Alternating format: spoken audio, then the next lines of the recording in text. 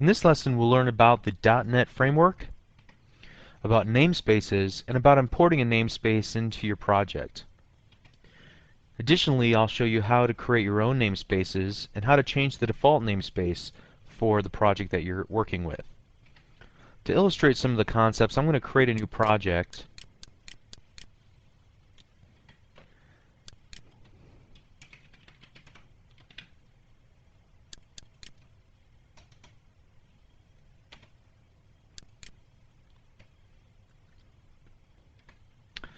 To begin, let's put a simple button on our form, and I'm going to double click it to illustrate how I might go about creating a connection to a database. First of all, I'll dimension a variable con as system.data.sqlclient.sql connection. Now, you won't learn about connections in SQL in this beginner series of lessons, although I talk about it extensively on the rest of LearnVisualStudio.net. What I want to impress on you right now is how I went about using one of the classes in the .NET framework, the SQL connection class. This class was developed to manage the interaction between an application and a computer that contains a program called Microsoft SQL Server, which is a high-end database server used by many corporations. In fact, the SQL connection class belongs to the namespace system.data.sqlclient. And there's actually quite a few classes in this namespace that I use on practically a daily basis, like the SQL command object, the data adapter, the data reader, and I use the SQL exception, and so on. Instead of having to type system.data.sqlclient. Whatever the classes I need, each and every time that I go to use one of these classes, what I can do instead is, in this case, I'm just going to use my keyboard to hold down the Control key and select the X key on my keyboard, and then go up to the very top of my project, put a few blank spaces, and use the imports keyword and paste it in. The imports keyword brings that namespace into my project, so I don't have to type it out each and every time that I want to use one of the classes in the SQL client namespace. So now I can type dimcon as SQL connection, and my application knows exactly the class that I'm referring to, because it's the only class called SQL connection in the list of import statements. If I wanted to import an additional namespace, I could type system.security, for example, and then I'd have access to all of the classes in the system.security namespace. By default, there are a number of namespaces that are imported into your project when you create it in VisualStudio.net. If you ever saw this little references node underneath your project name, if you click to open it up, it'll show you all the namespaces that are imported for you by default.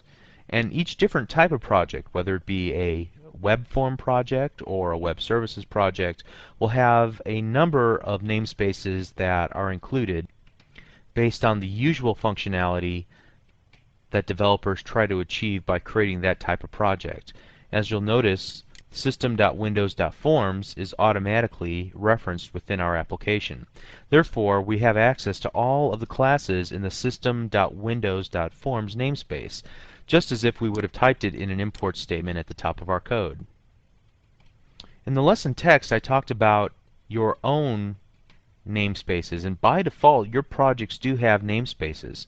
They have namespaces for the same reasons that every class within the .NET framework has a namespace, and that is to resolve any potential conflicts between names that are given by one or more projects, or rather, names of classes within assemblies, on your computer or within your computing environment if you work for a large company. If I right-click the project inside of the Solution Explorer and select the Properties menu option, I can see a dialog that has the property pages for my project. Notice that it has not only the name of the assembly that will be created once my project becomes compiled, but other information like the output type, whether this is a Windows application, a class library, a console application, and so on. And when the application starts up, what should it show? In this case, we've selected Form 1, but we would have other choices as well, all the forms in our project as well as a submain, which we would find in a module if we added one to our project. For the purpose of this video, however, we're interested in this root namespace, which by default is the same name as the project and the assembly name. And we can change this root namespace to anything that we want to. So if we work for a company, let's say Acme Corporation, we could do Acme as a root namespace. And no matter how many projects that the programmers within our company created, we would all use the root namespace of Acme. In fact, we might even break it down by department. So I might be in the accounting department and have a root namespace of acme.accounting. And so all of the assemblies from all the projects that we create for that company, or that department within the company rather, would have that root namespace. This would prevent any naming conflicts between classes, say between the Acme Accounting department and the Acme Information Technology department, which may have a different root namespace. The key concept is just this, that you can modify the namespace, and namespaces are only there to protect the classes that you write from having a name conflict with other classes that you or other developers within your company create for the applications that they're working on. And let me clarify this just a little bit. It's not a problem to create two projects on your local hard drive or within your company's computing environment that have the exact same class name. It's not even a problem if they have the same root namespace, and class name as well. The only problem that this would the only problem it would create is if you were to use or want to use both of those classes within the same project. At that point in time, there would be a conflict. So I hope that clarification helps you understand why namespaces are used and even how to use namespaces in an effective way for projects that you create and projects that you create for a company.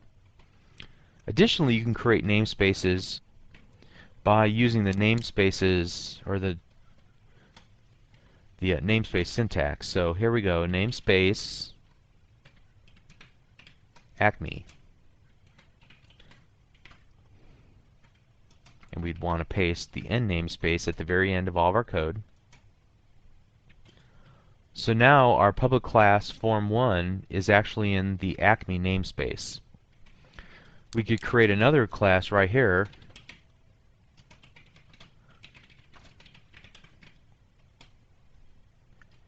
and it too would be in the Acme namespace. I could go ahead and create another class, and we'll call this class Customer.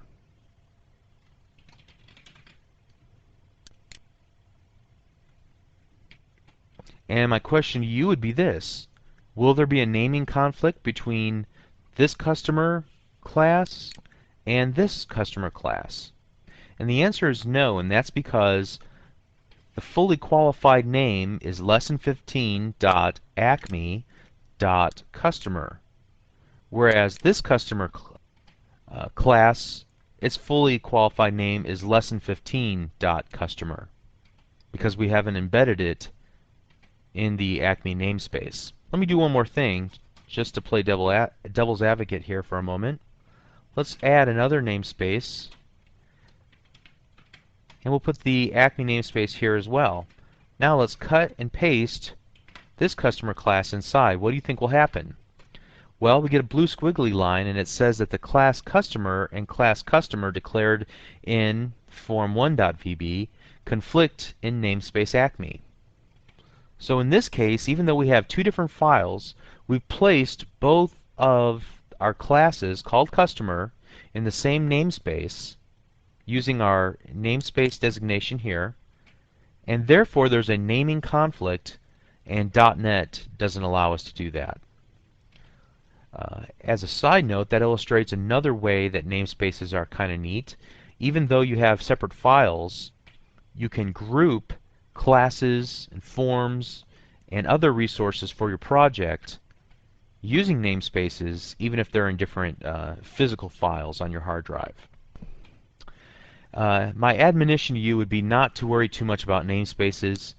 You will encounter them, but from my experience, a lot of people get overly concerned about namespaces. When developing smaller projects, they really don't affect you very much. However, namespaces are all over the place when dealing with .NET. And so from that perspective, it's important to understand why namespaces are used. And as always, I would encourage you, if you haven't done so already, to read the lesson text for Lesson 15. Read the extended readings, and then also take the time to fill out the definitions and the lesson questions. These will help you absorb more of the information that's been presented.